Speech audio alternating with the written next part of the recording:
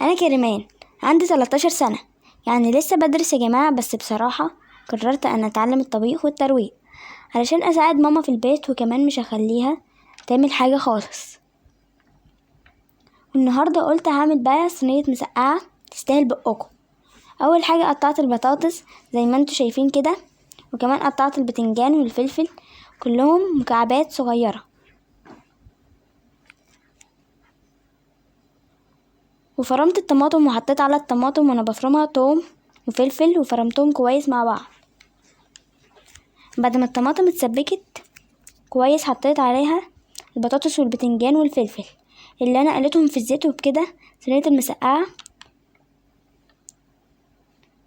صينية المسقعة جهزت بألف هنا بقى وشفا يا جماعة.